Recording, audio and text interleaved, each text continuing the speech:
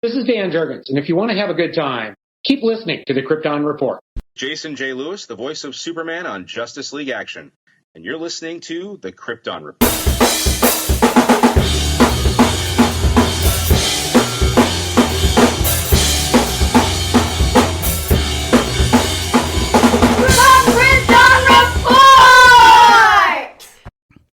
Welcome to the Krypton Report. I am Tyler, the Superman of Blue, the Man of Tomorrow, and with me is a special guest, and I'll let him introduce himself. You all know him as Brad, but he's really... Sutargos Vakaidu from Krypton. That's right. And this episode kind of came together quick. This is like a special crossover kind of cross-promotion, I guess you could say. Really? Because Brad and I were talking about it, and I was like, you want to do this? He's like, yes. And today we are going to tackle, the main focus will be on the Injustice vs. Masters of the Universe book that came out, that was written by Tim Seeley. What was this, 2018, I believe? 2018, 2019. Yep.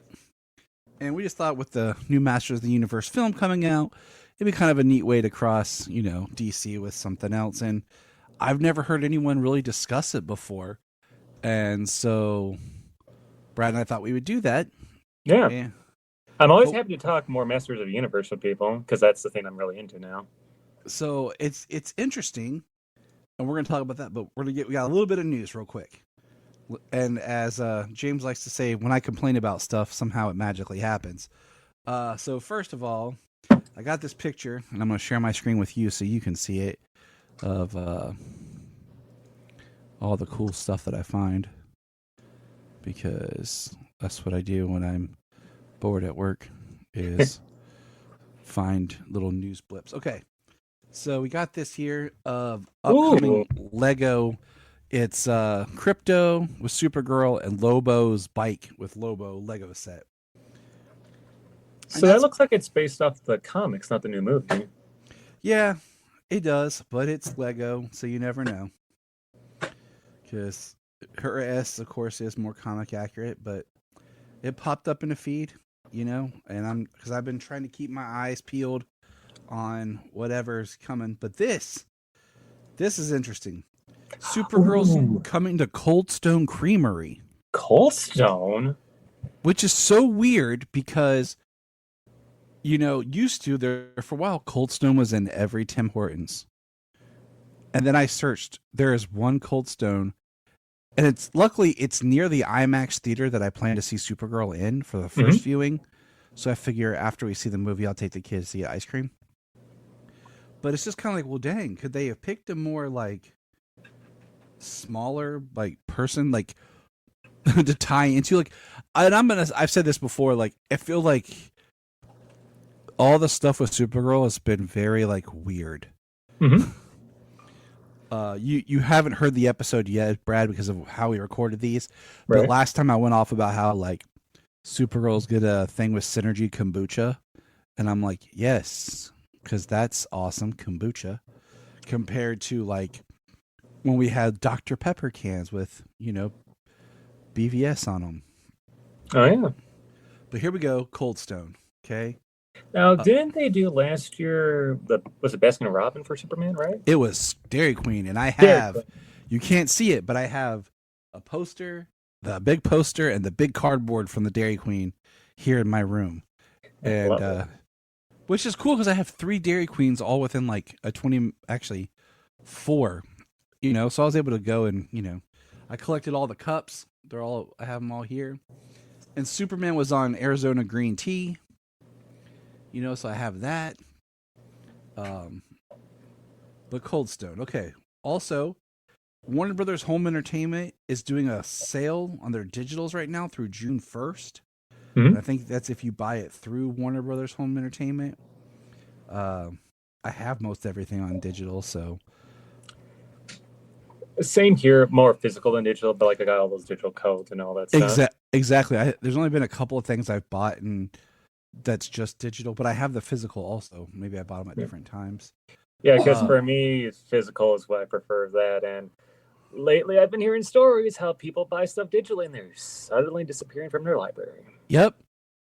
It is. It's crap because it's The way a lot of digital is, you have to read the fine print because it's like you have access to a file, basically. You don't own it. You just have access to the file. When that license or whatever gets revoked, you're just... That's why video games, I won't buy non-physical video games, but... Me, I will buy digitally. Fun fact, I actually do have something that got delisted still on my account. The original Invincible comics, when they had them as motion comics. Oh, nice. I've been tempted. I don't know how to rip them, but like I'm told it's currently lost media to an extent. Ooh. So I'd love to learn how to rip those. That does sound good. We have, so Fandango has been promoting. There will be some Supergirl fan first screenings where DC will be hosting fan first screenings on Wednesday, June 24th. So I signed up for Fandango alerts. I went to my AMC app as well. Didn't see anything yet. And rumors are that June 3rd is when tickets are going to go on sale. And the movie comes out in June, right? Late June? June 25th, 26th. Oh, less than a month. Yep. Someone posted this, said that they saw the Supergirl milk ad at their grocery store. So I was like, okay, cool. And then the big one that I was complaining about is this. Supergirl Ultimate Meal June 8th will be at KFC. Why KFC? I have no flipping clue. But I guess at one point, Superman Returns did something with KFC, but I also saw Burger King stuff too, so I don't know. Yeah, it's weird. Do you think like something like McDonald's or like you said, Burger King? Well, see, I would think Wendy's or Burger King.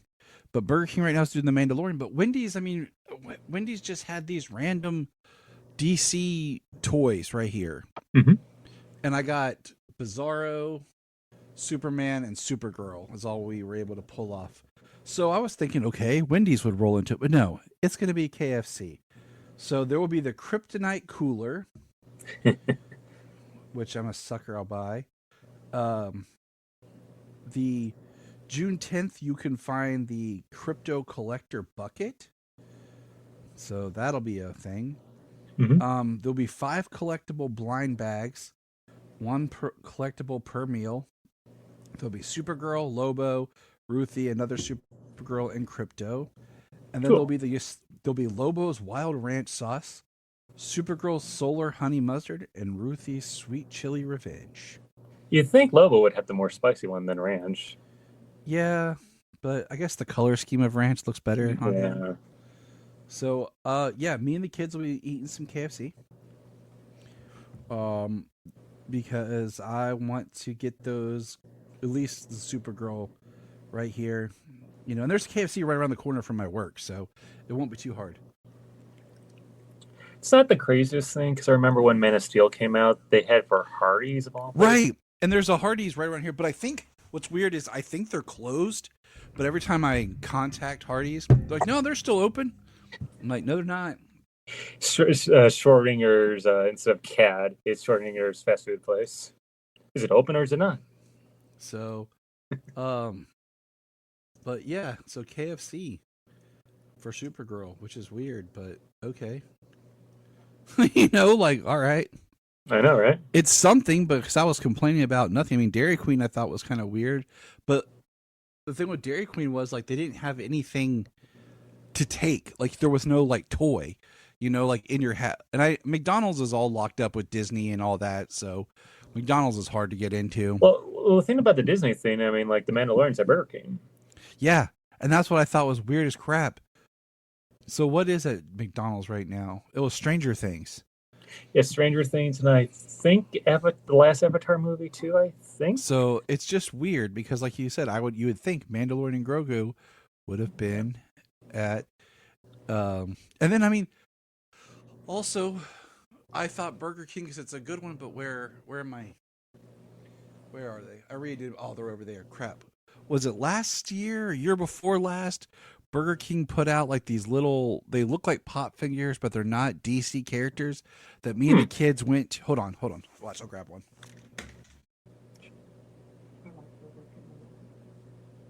Because it's BK, because you have it your way. You rule. Oh, that is cool. That is cool, Tyler. Oh, you're muted. Yeah, I can't hear you.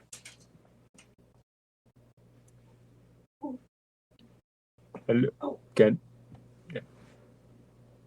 Technical difficulties. Yeah.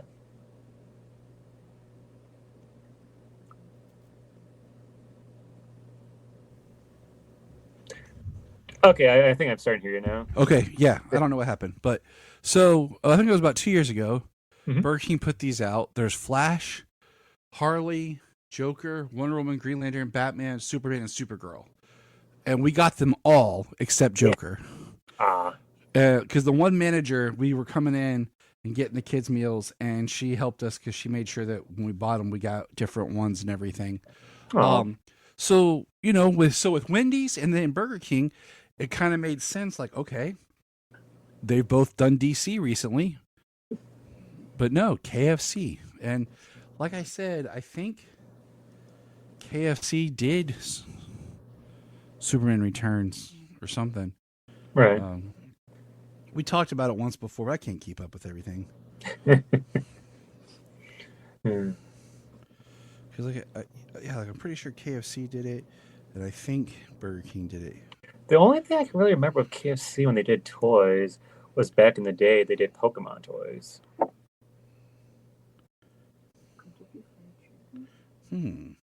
Yeah.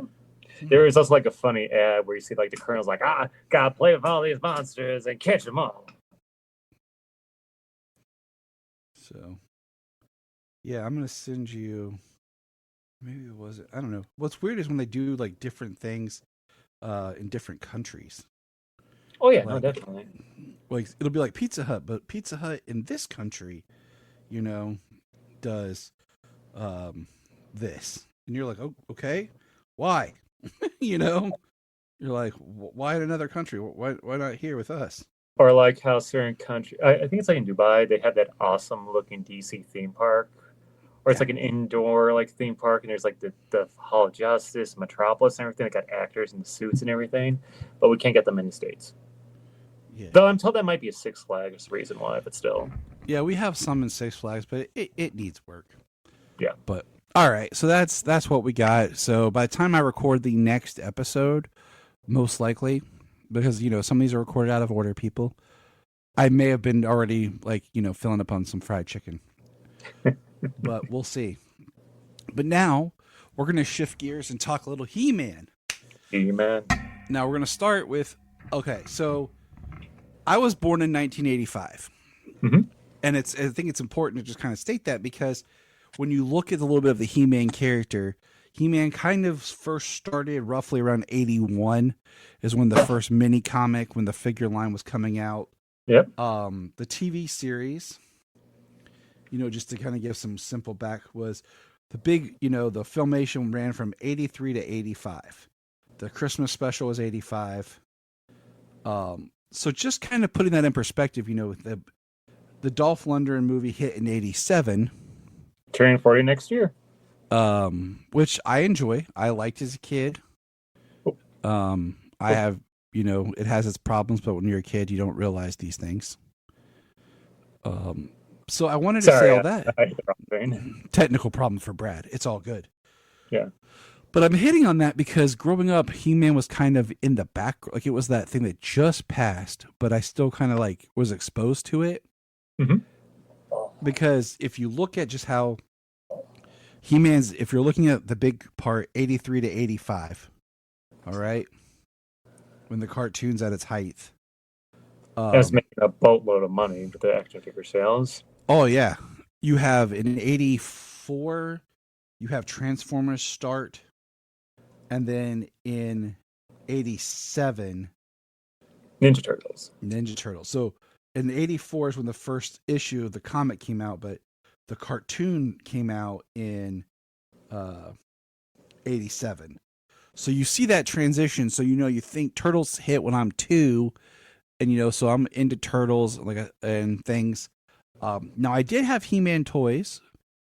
I had the Castle Grayskull playset and I had Thundercat toys. Awesome. My dad was in the military, and I've told this story before. And one of the things that's really cool is when you go on base is the Goodwill on base. Mm-hmm. Because when people would get deployed, they'd get rid of a lot of stuff. So you'd find a lot of toys that people just donated to Goodwill before they got shipped out. So I would find these toys, and I had, like I said, the Castle Grayskull and stuff like that, because they were not the big cool toys, or they got discarded. Right. But He-Man was huge, and one thing, if anyone has Netflix, go watch just The Toys That Made Us. I didn't even watch that. It is such a good documentary just about the character and everything, period, because it started as a toy line. I mean, a lot of things were just, hey, we need to make a toy line. And I think He-Man was probably one of the last major, we're going to make a toy line, and then from the toys, we'll make everything else. Yeah. Everything else now is like, okay, we're going to have a cartoon or something, and then make toys from it. But He-Man was like, we made toys, now we need to make a cartoon. Do you know what He-Man was originally going to be before they changed it to He-Man? Go ahead, enlighten us. Conan the Barbarian.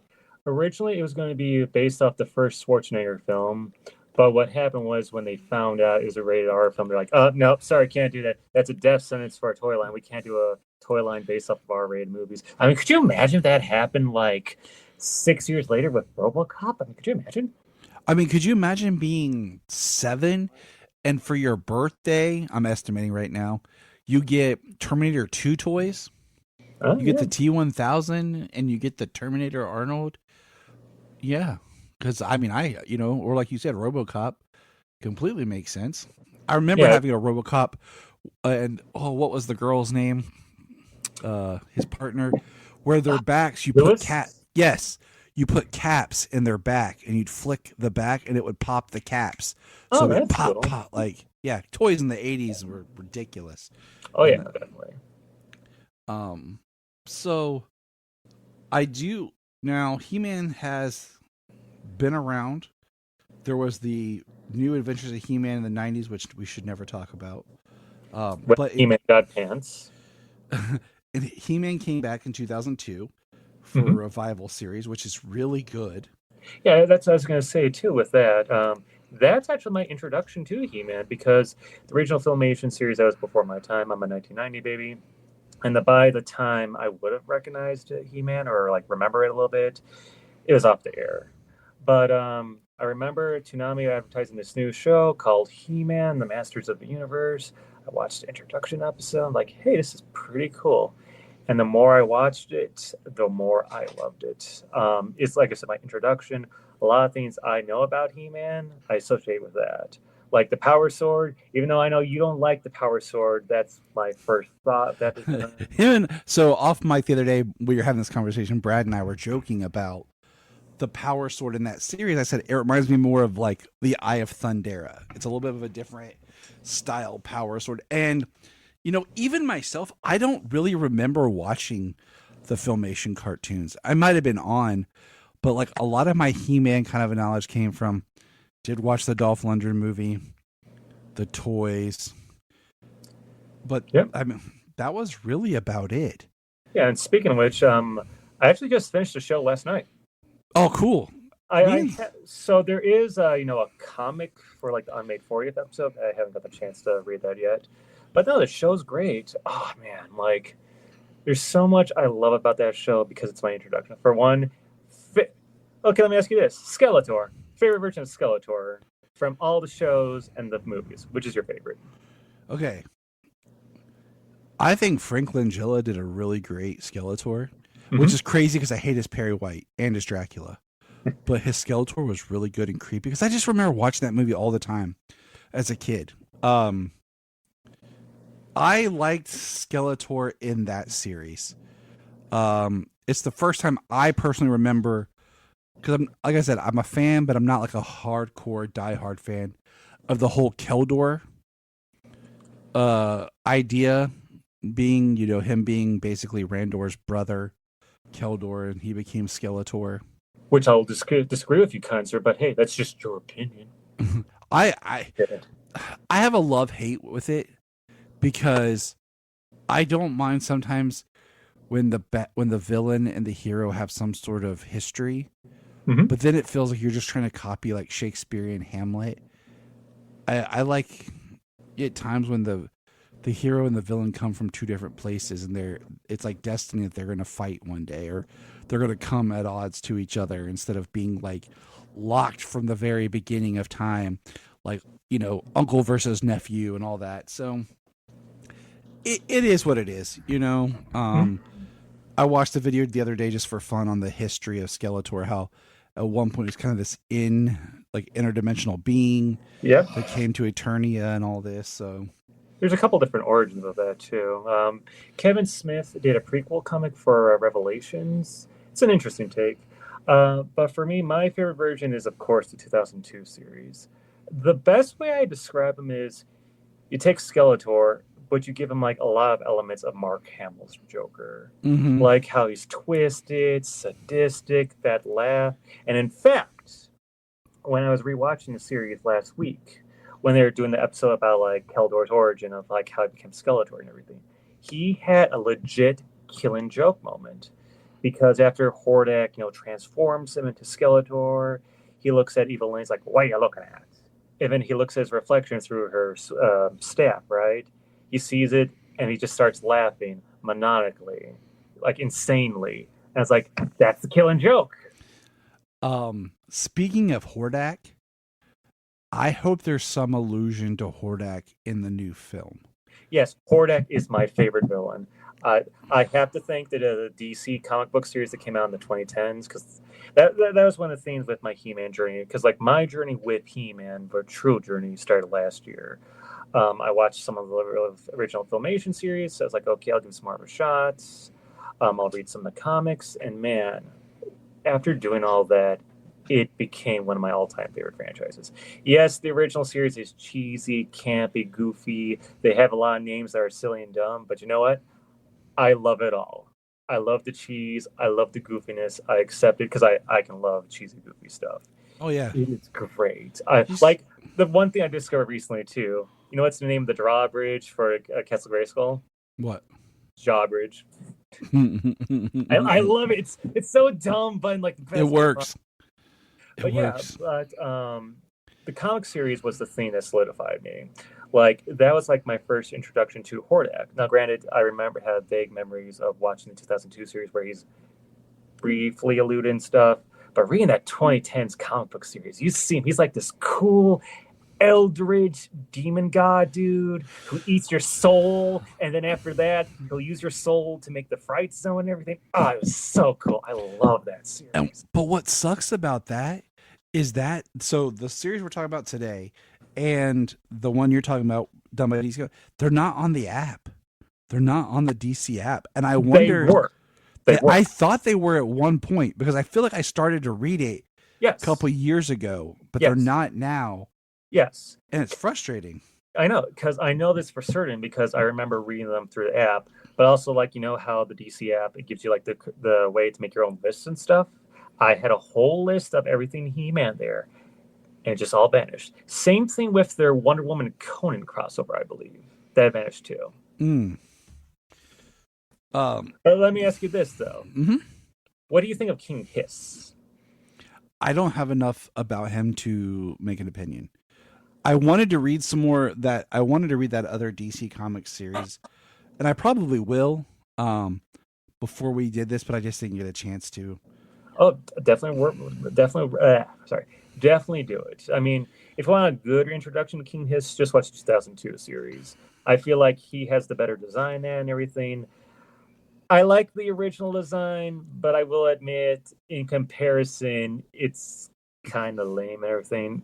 But I read some comments saying like, "Hey, it's a guy wearing a man's skin," which I'm like, okay, I can see why. But no, the 2002 series is way better. I was gonna say one thing is the Filmation cartoon is really what built a lot of the lore and everything, and really made He-Man. Because if you go and you read about like the first mini comic, he was just like a barbarian from a tribe. Yeah, barbarian from a tribe who just escaped his tribe and was like, I'm going to have adventures, just like Conan. And so it's really interesting. I highly recommend everyone, like I said, that, what do you call it? I highly recommend everyone go check out the Toys That Made Us Masters of the Universe line. Now, I do want to say that, did you watch yet, Brad, the 2002 through 2004 Masters of the Universe Revelation and Revolution series yet on Netflix? So funny how you mentioned that. Since I just got done the 2002 series, that's the next one I'm going to be working on. I did watch the first half of it when part one of Revelation came out. It's Revelation first, yeah. Yeah, I was mixed on it at first, but years later, people talk more about, especially with now it being complete and everything. Basically, the misunderstanding was everyone thought it was going to be, another He-Man series, but people forget Masters of the Universe doesn't just mean He-Man. It could be the other characters like Tila, for example, which Kevin Smith said it's supposed to be a sequel to the original Filmation series. Filling up some loose threads and stuff that the original wasn't able to do. Now, legally, it can't because there's whole mumble jumble stuff about it. But I could see why, because it explains Tila, her origin with the sorceress and all that stuff. Knowing that now, when I eventually rewatch by watching a complete Revelation, I will probably enjoy it more. Even though when it was coming out, certain people, we won't say who, were saying dumb things about it. I watched it. Me and Solomon did. I had no problems with it. And like I said, that could be just because I don't have the hardcore ties to the old He-Man. Yeah. Now, what I will say is I highly recommend watching the 2021. It went from 2021 to 2022, which is crazy that it's been that long. The He-Man Master of the Universe on Netflix, where they redid it for children in a 3D animated series. I really, really enjoyed this series. Watched it right along with Solomon. He loved it. This, where he fell in love with He-Man, was through this series. Awesome. I just can't believe it's been that long. It does not feel like it's been that long. I did watch a few episodes last year. It didn't get my attention, but I was like, hey, this is entertaining. Definitely good for kids. I'm saying you definitely got to keep rolling with, because it gets better at how they build up the story and they keep going into it. It's, like I said, it's great for kids, but it has some really good themes and stories in it. Brian Q. Miller was a story editor. He wrote Superman. He wrote for DC. He wrote a lot of the Smallville season 11 stuff as well. So he was on that. But I definitely recommend checking that out, especially if you have kids and you want them to watch He-Man. It doesn't feel like your dad's old He-Man. Put that on. One thing I really liked, and we'll talk a little bit about it, was, because we'll bring it up, the fact that, one of the jokes is Prince Adam turns into He-Man. And it's like, almost as bad as Clark Kent Superman. Okay. I will argue that right there, sir. I will argue that, because you're going to use the Filmation series. Okay, because I remember that joke for the longest time. And then when I started watching the Filmation series last year. Okay, there's two differences between He-Man and Prince Adam. One, hair color. He-Man's just more like an orangish blonde to it, where Adam is blonde. The other one is He-Man has tanner skin than Adam. And they still have that weird haircut. Yeah. And that's my girlfriend popping in. That's the difference. There's like no way it's like, oh, they're about the same, because there's no way he could change his skin color and hair just like that. Oh, no, I get it. But it's still like, and we'll talk about in the comic, like you're not really giving us anything. Now, in Revolution and Revelation, and in the 2002 series, and in the new one, they definitely do more of a Shazam style, with Prince Adam being smaller, thinner, some often younger. I wouldn't say teenager, but it borders there sometimes. Then he becomes He-Man and becomes an adult, full on big and powerful. Definitely can see where you would not mix these two up, other than if you see Prince Adam carrying the sword. And funny how you mentioned the Shazam connection, because you know who else knows that connection? Alex Ross. Because when he was talking about Shazam back in 2019 when the new movie was coming out, he mentioned briefly He-Man. And if you look at this beautiful, beautiful painting he did of Captain Marvel / Shazam and all the characters he's inspired and influenced and everything, you can see He-Man in the background.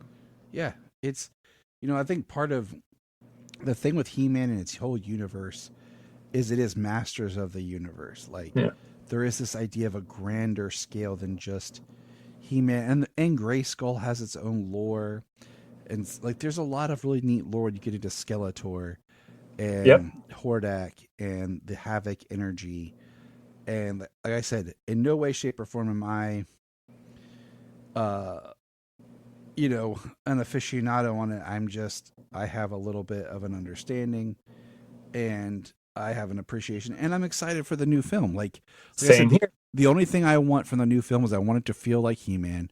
I want to enjoy it. I would like a tease, maybe of She-Ra and Hordak of some sort. So I'll tell you something really funny I'm hoping for the post-credit scene. Yeah. Okay. I don't want it to be a tease for the new movie. If they do this, it's going to be the movie of the year, and I'm going to say it's absolute cinema. I will do the absolute cinema meme and everything. If they make the post-credits scene not something teasing like a new character or the next movie, but rather the moral lesson at the end, I will die laughing. I will die. Okay. Absolute cinema. I'm going to split it. This is what I want. I want the mid-credit scene to be the moral lesson. And then the post-credit scene is I want them to recreate the one from the 1987 film with Skeletor popping out of the water like, I'll be back. Because that was the first movie I ever saw that had a post-credit scene. And I remember, when I think of He-Man, it's weird. When I think of the movie, I just remember it being on TBS a lot. And watching it and just having it on in the background, and like, you're still playing or whatever, and the credits are going, and then that's when I learned about the post-credit scene. Because all of a sudden Skeletor pops out like, I'll be back. Shockingly, I have not seen the movie yet. The reason being is I hear it's more infamous than good. But as someone who's grown to love cheesy, goofy stuff, I'm willing to give it a chance. Oh, you'll like it. You'll appreciate it because definitely. It's a nice blend of it's He-Man mixed with Star Wars, mixed with Back to the Future, set in the 80s. It's almost this, if you didn't even think it was He-Man, it'd just be this really awesome sci-fi thing set in the 80s that's pulling from all of your favorite stuff. Yeah. I know it's on Tubi right now, and I think the company's called Toy Robots. It's a sub-label of Arrow Video. They're doing a new Blu-ray coming out sometime this year, and it's loaded with special features, including a different cut of the movie that's like over 2 hours long. Okay, then that's worth checking out. There's so much history about that movie, about canon films. Like, if you're ever interested, there was a documentary called Electric Boogaloo, the canon film story. Yeah, and as a Superman fan, we all know that, Canon Films is who got Superman 4. And so there's so much tied where He-Man and Superman were supposed to be them really taking it to the next level. And you can see Superman stuff in Masters of the Universe. And like I said, it's like Back to the Future, Superman, and Star Wars blended with He-Man.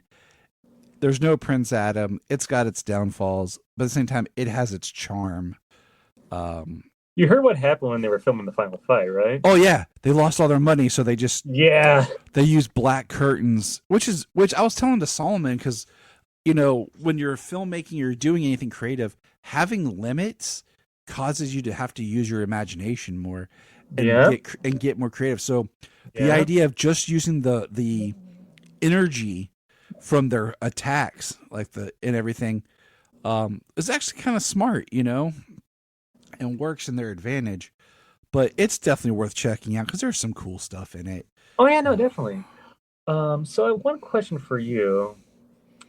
How would you describe Masters of the Universe to you? Like, how does it feel exactly? Like, is it all woven together to one perfect story? Is there a bunch of things else like all together? Like, how do you describe Masters of the Universe? That is a good question. I think just because like it's like the title of hearing Masters of the Universe, I think it needs more story. Like it's not just He-Man. There's more to it. Yeah. More characters, but also there's more lore and history when you get into like the Grayskull stuff that I think just, and the Sorceress, and just. My friend Richard, when we were talking about this a few weeks ago, he said it best. It's like when you're a kid, you have all these bunch of random toys. They're not necessarily like connected to each other, but you create these grand, fantastic adventures with like dinosaurs and dragons and superheroes and barbarians and gods and demons, and that's Masters of the Universe in a nutshell. When he said that, I'm like, you hit the nail on the hammer right there, because it is that. I mean, you got a man riding a giant green tiger with armor. And do you know the story about how that came to be? If I remember right, there was a toy line called Big Jim. Yeah, and they had his tiger, all these lifters. So all they did was they repainted it and just reused it for the original Battle Cat. There was another character, too, that didn't appear in the show. I can't remember if it appeared in the original toy line. It was like a gorilla guy. I know he recently appeared in the new comics by Tim Seeley. What was... See, now we're all over the place. What was Skeletor's panther called? Do you remember? Panthro. Was it? Yes. Yeah, Panthro. Like, I'm almost sure it's Panthro. And I know you're like, Panthro? Isn't that the same guy from Thunder? Yeah. Yeah. I want to see him in the movie. He don't have to write it. I just want to see it. But, okay. So that's kind of a little brief He-Man background in our fandom and where we come from. Okay, I actually mention one more thing. Oh, sure. Oh, yeah. So since you just cleared my throat, my girlfriend, Vanessa, she was a part of my journey, too, with checking out He-Man last year. And she grew to love one character in particular, Orko. She loves Orko. She made her own little like art drawing of herself as Orko. I got her a little like one of those Dollar Tree figurines of Orko. She absolutely loves them. Oh, that's cool. Also, because she's kind of goth, she finds Skeletor hot. Oh. Well, I mean, he is, a skeleton. Now, this book, Injustice vs. Masters of the Universe. Yeah, so basically we're going to have this guy fight this guy? Yeah, pretty much. That's awesome that you have those figures. I just got this yesterday. Like, no joke. Like, this is one of the figures I want to get, especially for this episode. So I'd be like, haha. And just for everyone who's listening, Brad's wearing his Injustice shirt. Now, James and I covered Injustice stuff last year. Now, this year... No, wait, hold on. It was in 2023. We did 10 years of Injustice. God, time's going by. Is this year? This year's 10 years of Injustice 2, isn't it? Yes. Question mark. Because, like, I remember they did some skins for the Justice League movie, but I can't remember if the game came out in 2017 or... In fact, hold on. I'm looking at When did Injustice 2 come out, Siri? 2017. So next year. Injustice 2 was published May 11th. All right. But there was the comics run. And so what's interesting about this book is, like you told me, that this is kind of the sequel to a crossover between Masters of the Universe and Thundercats. Yes, it is. It's a sequel to it, but you don't need to read the Thundercats crossover to get that. As someone who reread both of them earlier this week, I could tell you, yeah. There's like a mention or two of it, but you don't need to read the Thundercats one. Though I highly recommend it. It's awesome. It's great.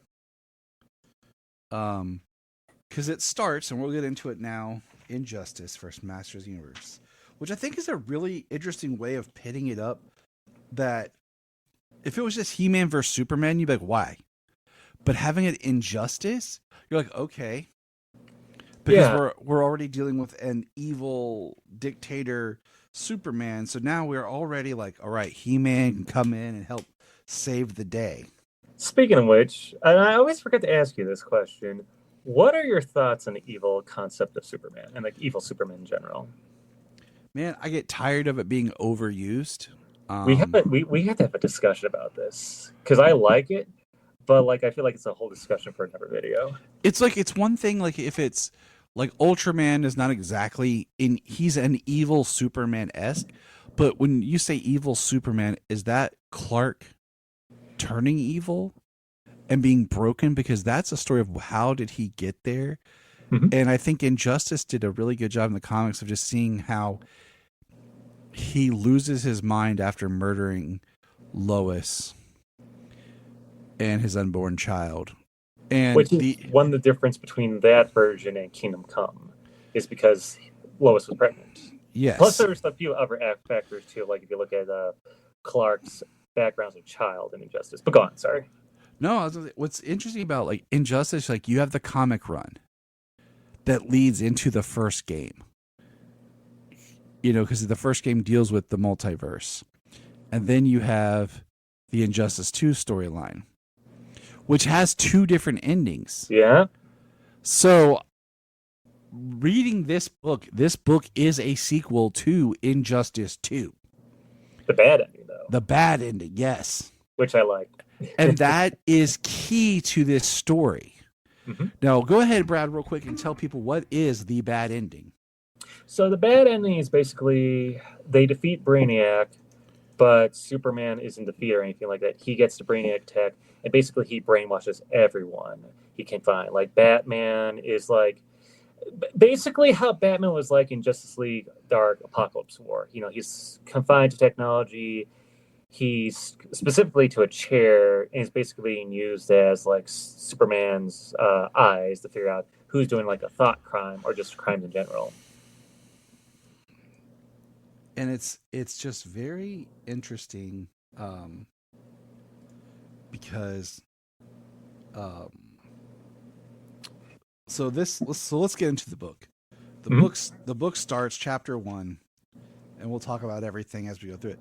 Chapter 1, To Eternia with Death. And we start with Zodak. One of my favorite characters. I love Zodak. Who is giving us a log as he is racing through space, and he's making a recording. And it's one of those, hey, maybe if you don't know who He-Man and all this is your introduction to these characters. Quick over like thought of the whole story, the origin. And then we see He-Man is defeating basically his evil robot clone. Faker. I love Faker. And in doing so, we see the king and the queen. We see everything. We are introduced to our characters. And we learn that people actually preferred the clone ruling than He-Man Prince Adam. Yeah.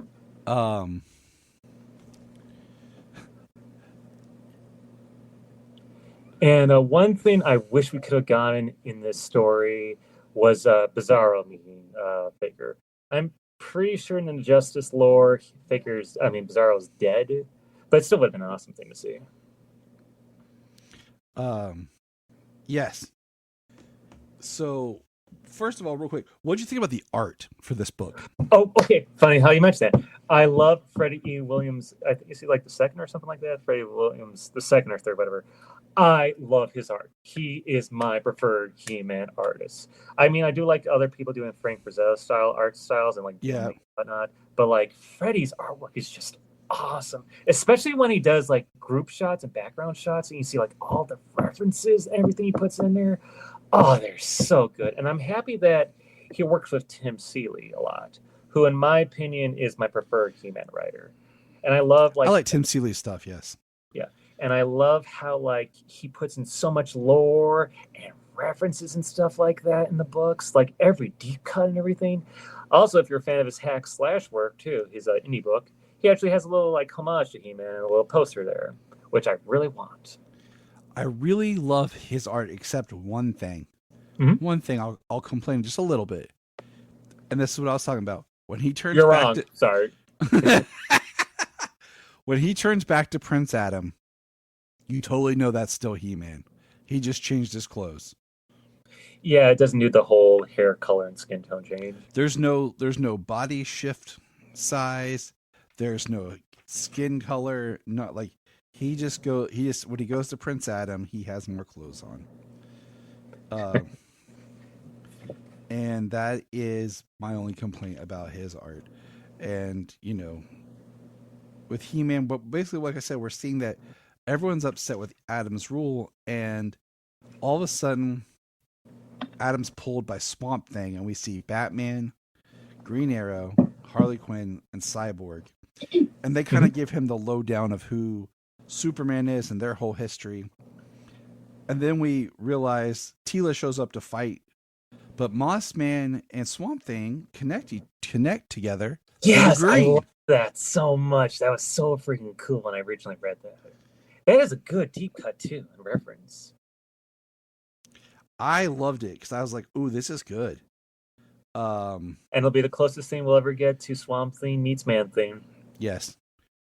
But it was like this first issue is really good, but it really is you're setting up because then we see Freddie Freeman and Billy Batson being attacked by...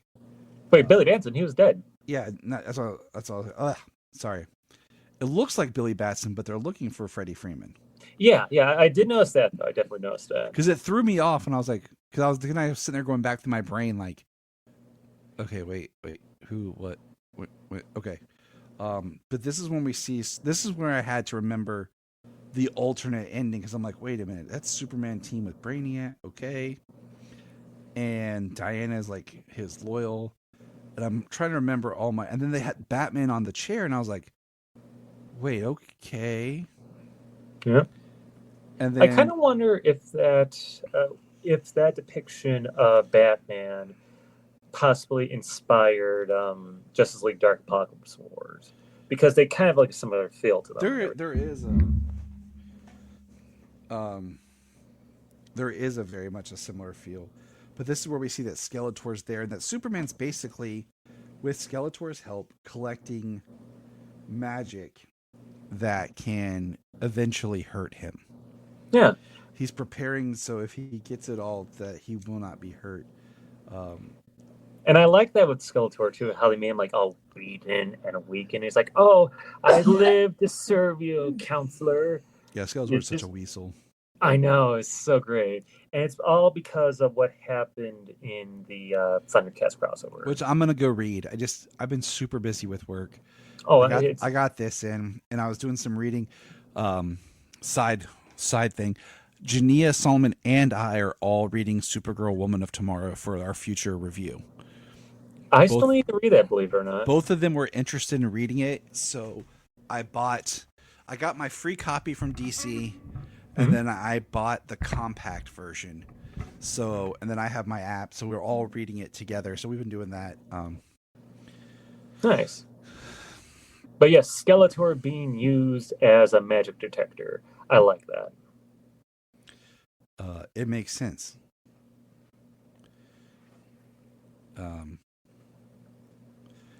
It's interesting because this story works by using the multiverse and connecting that they searched farther reaches of the multiverse. And I kind of like the idea that once you get past maybe the source wall, that's where, like, say, I know you're reading it now, the world where Marvel and DC are one universe is.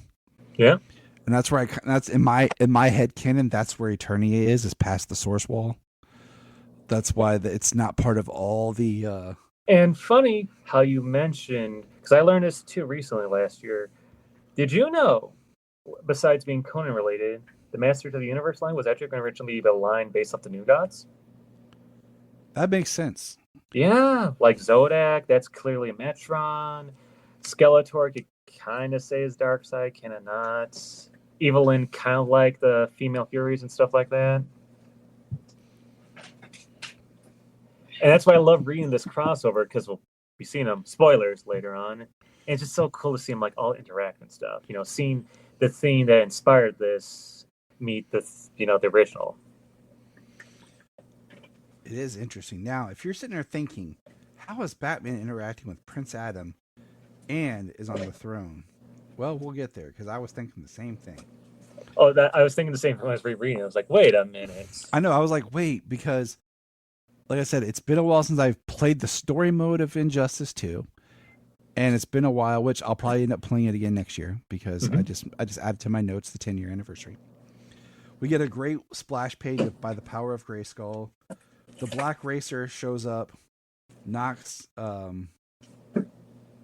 Zodak. I was like, it was not Zodiac, it was Zodak. off, and then we see that Darkseid is here. Yeah. And I was like, oh.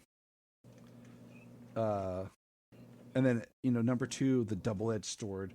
We see the Avion people being invaded by Apocalypse, while He-Man has already agreed to leave and is working with, had already got permission to leave. Oh yeah. So and I like how the part where like Grand Goodness like breaks into the prison where all the Skeletor's henchmen are at. It seems so fitting for her to recruit them all, especially Evil Lynn. Yes.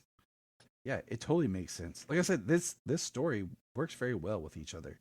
Hey, Tim Seeley, man, he knows his stuff. He's a very good writer of He-Man.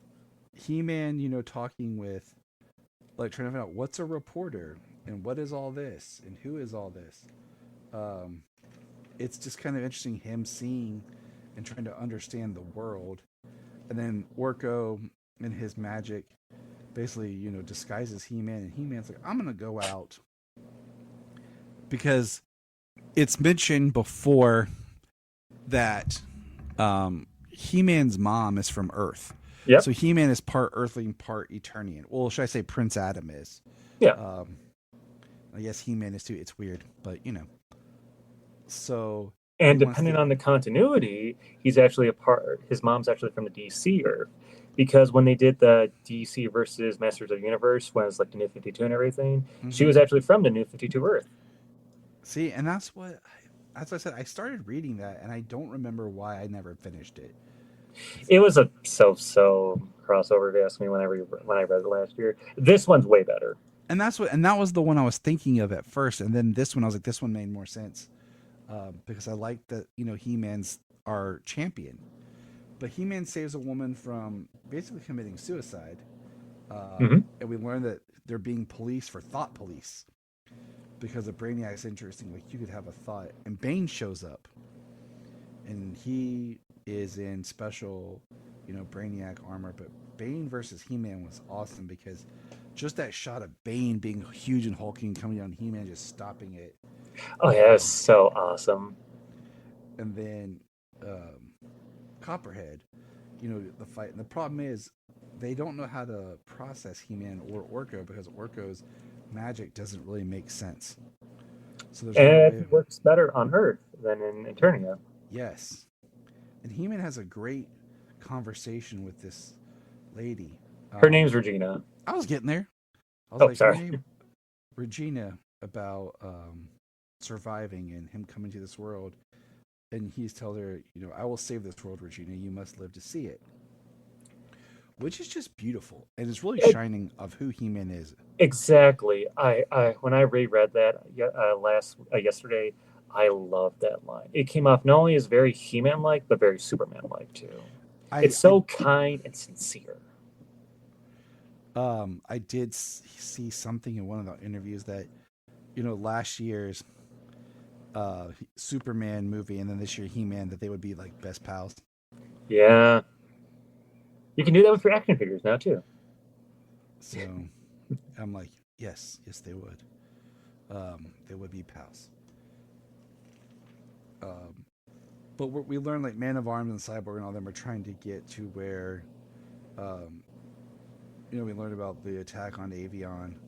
And I love their interaction with each other. They work so well. Man of Arms and Cyborg. Oh, I know that. I never would think of them two as together, but it makes sense. Yeah. And Cyborg piloting the Talon fighter, the bird ship. Oh, that's so cool. What I find interesting is when we learn about Skeletor's up to something, and he pulls a magic sword. Yeah. So he's getting the power again, and no one's paying attention to Skeletor. That's what he's good at. So Batman learns that He-Man left, that he's out there, and he comes back, and he's wearing Bane's armor. And what's interesting is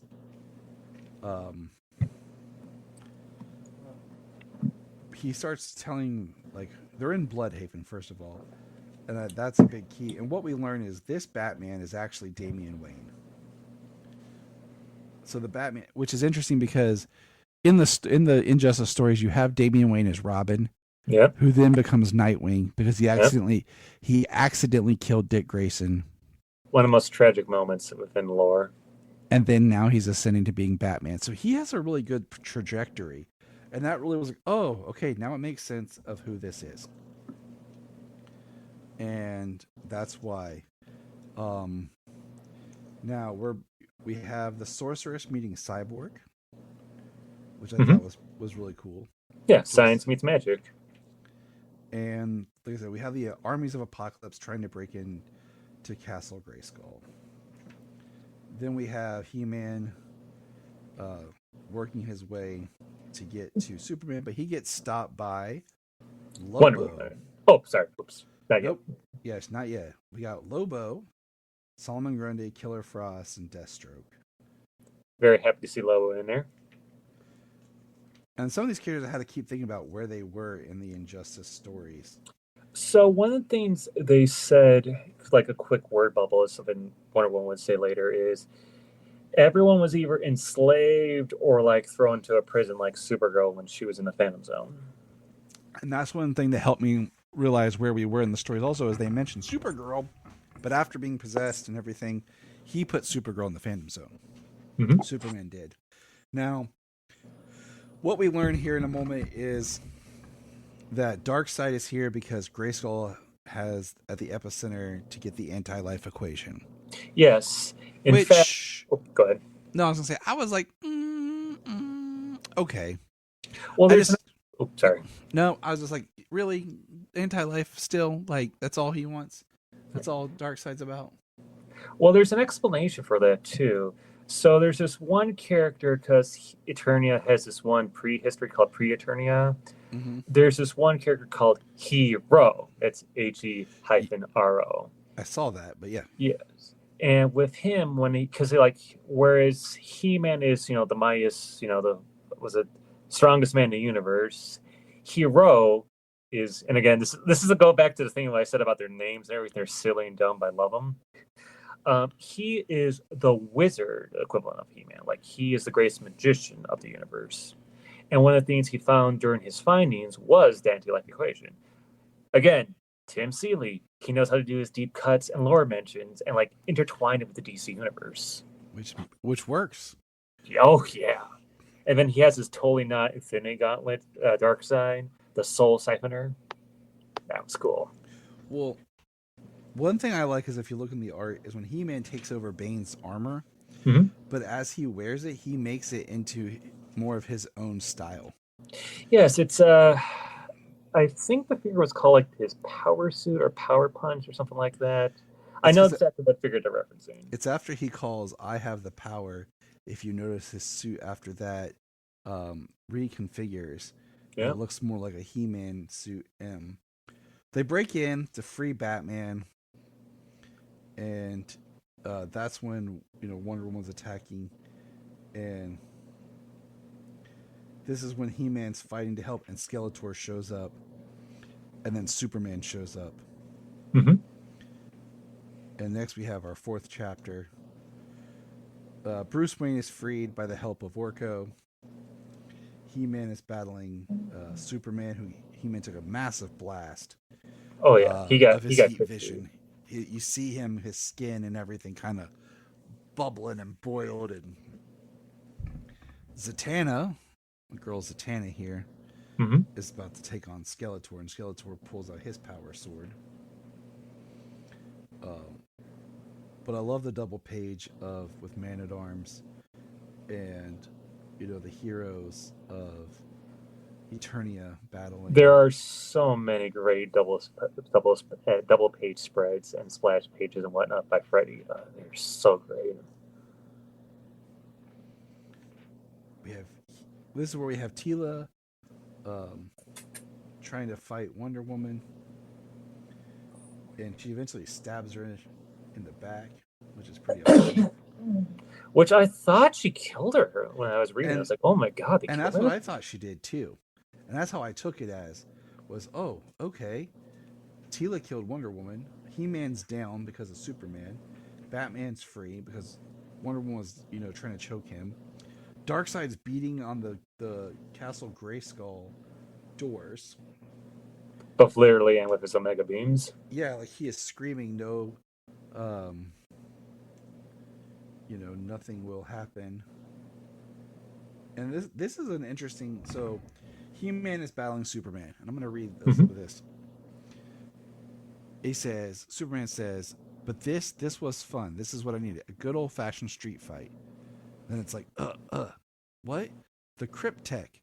You changed it. He-Man says, the power of Grayskull flows through it.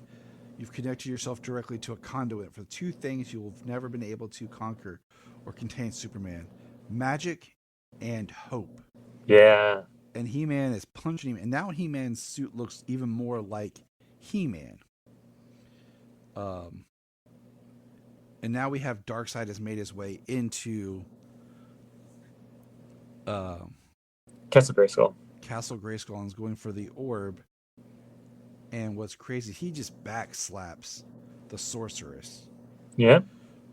And he has like this glove on, this massive, like mechanic looking glove, and Granny Goodness is holding sorceress. And this is where you get the hero reference. And then something happens where we see Prince Adam or He-Man say, "Oh no, not now." And all of a sudden the power is returning. He says, "Hello there, Prince Adam. He-Man had such nice things to say about you." Oh, no. Let the boy go, Clark. It's done. Give up. And that's where I'm just kind of like, okay, he doesn't look any different. Right. He just changed his clothes. That's all. So that's where I get frustrated with the whole Prince Adam and He-Man thing. Because I've often, I have a Shazam story I wrote years ago about Shazam, Billy Batson growing up to be like a middle-aged man, but how he doesn't look like Shazam. So it's not like when he's an adult, he looks like Shazam, just not transformed. Like he's unfit. He has issues. He's a human, and then when he transforms, he's still, and it's almost like he gets addicted to being Shazam because it takes him to a better place in a better form. As if he, when he was a child, he would turn into Shazam as like the idea of this is what I'll be as an adult. But now as an adult, he's there and he's like, this is not who I am. Right. Kind of sounds like Miracle Man a little bit. So, and then we have Skeletor appeared. But Skeletor appears now. He is on Eternia. Right. And we have this. I'll have to read. For years, I've attempted to enter this place, but only carrying a blade imbued with the great power of a great wizard could enter and take its secret. He-Man had that sword, and he wouldn't give it up. So, Master, my only choice was going to take what was rightfully mine, was to make my own, and imbue that power with another great wizard. Yes. A wizard named Shazam. So now we have Skeletor running in with his own power sword and his own armor with the power of the wizard Shazam. Mm-hmm. That goes back to why they were hunting Freddie Freeman at the beginning of the story. And one thing they mentioned in that scene too was not only was Skeletor actually working with Darkseid this whole time, when he got defeated in the previous crossover, he actually landed on Apocalypse first, not on Earth, which I originally thought. Which I need to go back and read it. Yeah. And then I love what followed after that. It's like, I'm going to defeat you, Darkseid. I've been working with people like Hordak and like you all the time, but I'm going to defeat you. And Darkseid's like, no, just kicks his ass. And then this is where things change, because this is where He-Man starts calling out to Superman, Darkseid. Darkseid's on Eternia. He's going to get the anti-life equation with Skeletor. And, Wonder Woman's dying, and she's saying to Bruce, he was a Trojan horse. And this is where Darkseid is fighting Skeletor. But this is where they're like, okay, we have to work together at the moment. We're going back to stop. And He-Man says, I'm He-Man with the power of Grayskull or not. And they're like, Darkseid's a god. You're just a kid. No, he's not a kid. He's a full-grown man. Just, But that's where I laugh, like I said, about the whole... But Darkseid starts, fighting Skeletor. Darkseid crushes his sword. Skeletor returns to his normal form, and Darkseid just starts saying he's inevitable and starts beating on him. And that was so funny when I saw that. I was like, well, what I thought was interesting is, we see Darkseid talking about what the anti-life equation is: loneliness plus alienation plus fear plus despair. And then Superman shows up and he's like in his regular Injustice outfit. Yeah.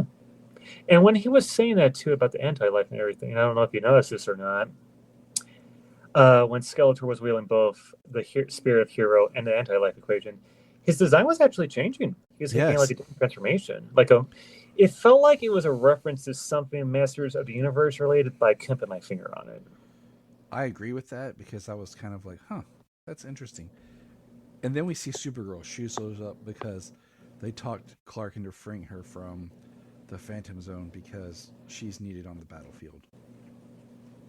So Superman's battling Darkseid. He-Man, or should I say Prince Adam, shows up and stabs Darkseid in the chest with his sword,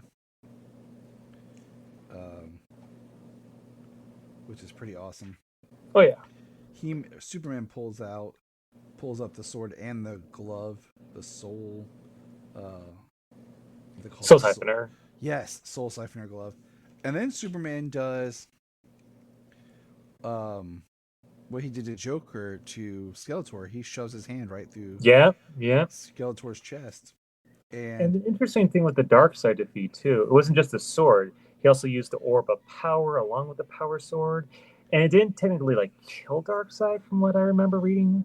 It converted him into knowledge. So anyone who's a part of the Council of Elders for the Masters of the Universe, maybe Darkseid's not really dead. He's just converted information to come back if they ever do a sequel. And then we have Superman standing there and Adam on the ground, and the last chapter is called The King of Grayskull. And this is where Superman's basically has, like you said, the power orb. And Adam says, "No, Superman, I won't help you, not after what you've done." And he's talking, and Superman says, "I have Darkseid's soul. Siphon the spirit of Grayskull as mine along with the anti-life equation. You can't become He-Man, Prince. You don't have the power to fulfill your promise to kill me and free Earth from this regime." And he says, "But you can guide me into the Nexus. You can let me fix it all. Save countless lives. You can help me save Clark Kent." And I like that line too. I like that they mentioned the Clark Kent.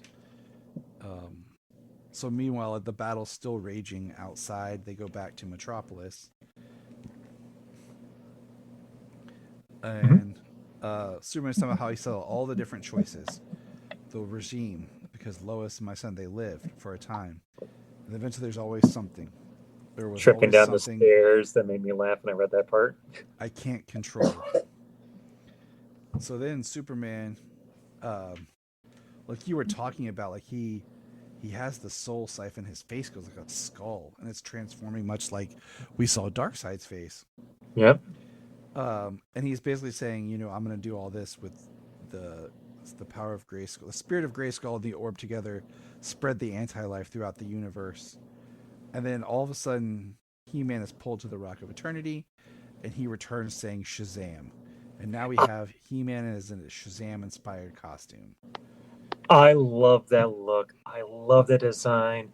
I'm really hoping when we get Injustice 3, not only do we get He-Man as a guest character, but I want to see that skin either for He-Man or if they bring back Shazam as an alternate skin for Shazam. Ah, my gosh. And also, since Mattel, you're getting the license back next year, I want to see a figure of that too. So he's powering Shazam, and he basically says, "You're done, He-Man. The magic of Shazam enhanced by the Orb of Power. Yes, Adam, in some of the other worlds, we become friends. And then Superman just explodes. Yeah.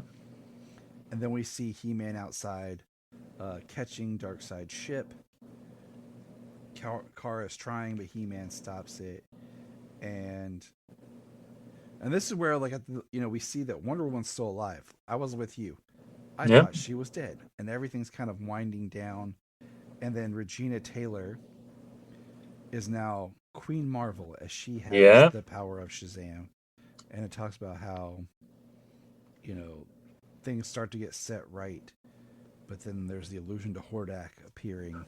Yeah, so speaking of some of that stuff too, it's bittersweet to hear He-Man say that the Black Racer took Superman and reunited him with his family, and Clark Kent was saved. I thought that was really, really nice and sweet. It was really Especially nice. with Injustice is Superman's dream. Sorry. No, it was really nice and sweet, but what's interesting is so much about, like, this story is basically the conclusion of the Injustice storyline, of the Injustice Superman and everything. This is the end that if you don't read this, you wouldn't even know about it. And since you mentioned the teases, dude, when I was rereading it earlier today, for one, we see Skeletor's body is recovered by like a dog version of Felix Faust. That was weird. Yep. But the thing that got me so hyped was Hordak teaming up with Atrocitus to form the Hordak Corp that features not only Faker, but either Cyborg Superman or a Black Lantern version of Superman. Yes.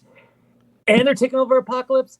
Give me that sequel. I really would like to see Hordak and Darkseid team up. This would have been such an interesting way of keep going. And then the fact that at the end, Zodak meets Metron of the New Gods. And it's very appropriate because Metron very much inspired Zodak down to his chair. And that's where the story ends. And I was like, this is a very interesting way of basically the silent end of the Injustice Superman. But it's funny because this story only exists from the alternate ending of the game. So if you go with the other ending, this story never happens. Now, Tyler, let me ask you this. Did you know this was originally going to be this whole He-Man versus series? Was originally going to be a trilogy? No, I did not know. So I don't know how much this changed or not, but originally there was going to be a third part where they had He-Man meet up with the Ninja Turtles, Turtles of Grayskull. That got canceled, but then last year it got brought back due to the toy line. Now, I don't know how much of it changed. Like, I kind of feel like it's connected to the Injustice crossover, kind of not. But I did actually message Tim Seeley the other day. He didn't respond back or anything. I messaged him on Instagram, and I asked him, like, did anything change when you got to revive the project? That is a very good thing. I'm definitely going to read the Thundercat story. Yes. Maybe tonight, if I can, just for fun. And since we're talking about He-Man and multiverse shenanigans, have you ever read Masters of the Multiverse? No. Oh, okay. First off, don't need to read anything else prior to it. Okay. So it's the own contained story. It's basically like originally I was going to think of like Crisis of Infinite Grayskulls, but that's not really a good comparison. But it's more like Turtles Forever / Spider-Man Shattered Dimensions. It's got so many cool deep cuts of references and cameos and appearances. I don't want to spoil anything, but let me tell you, once you read the first issue, you're going to have a big smile on your face. All right. I'm about to go see if it's on Hoopla. But that is our He-Man and Superman crossover here. I like it because I like that He-Man came on top because it was a bad Superman. Yeah. Brad, thanks for joining us. Yeah. Oh, there's actually a few more things I want to say. If you like. Sure. Go ahead. It's a storyline I thought that was random at first. But when you read it, it works so well. Tim Seeley, like I said, he's a great writer, especially with He-Man. He's my preferred He-Man writer, and man does justice to not only He-Man, but Ninja Turtles and Godzilla too, because earlier this year I read the Godzilla Ninja Turtles crossover, and it was great too. Oh, all the Godzilla stuff's been great. We're going to talk Godzilla in November for Godzilla Day. And one thing I suspect that's going to happen in the future, since Mattel is regaining the DC license next year, or possibly partially this year, because it's weird. I've seen like I'm hearing like some figures are going to be existing soon. I suspect what's going to happen is once the license is done with at Dark Horse, they're going to go back to DC, the Masters of the Universe. They should. Yeah. And fun fact. Did you know this Injustice crossover is actually the 4th time Superman met He-Man? Nope. The first time was within the DC Presents crossover. Then in one DC Presents issue with the Atom, you cannot find this on the app, even when they had the He-Man comics on the DC app. They cut it out for whatever reason. There's a second story where He-Man and Superman crosses over. But it turns out it wasn't just a DC Showcase story. Sorry, I always say Showcase, I mean Presents story. It also appeared in a bunch of other ones. But it's, again, pre-Crisis Superman. He flies in some kind of magic cloud, and then he ends up in Eternia. And then the third one was, of course, as I previously mentioned, the crossover with the then New 52 universe, which, like I said, was okay. I just remember started reading that one. But it's in continuity, though. It's actually in continuity because they make references of certain things that were happening in the DC universe at the time. And in the Masters of the Universe ongoing series, it actually plays a part in that series. Like, it's actually mentioned, like, hey, we just came back from Earth. We, met all these heroes and whatnot, but we got to go back to fighting Skeletor or Hordak or whatever.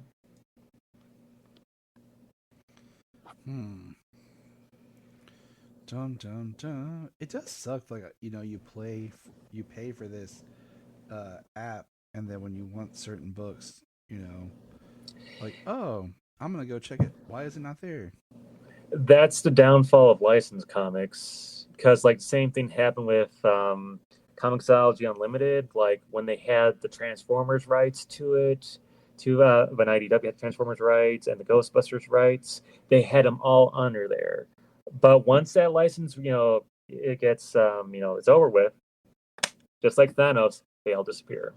And unless it's in your account, you can't download them again. It's a pain, man. It's a pain. Yeah. One other thing I'd like to add, my favorite cover for the Injustice crossover is the one you have in your hand with the graphic novel, the second issue. Oh, that is my favorite cover.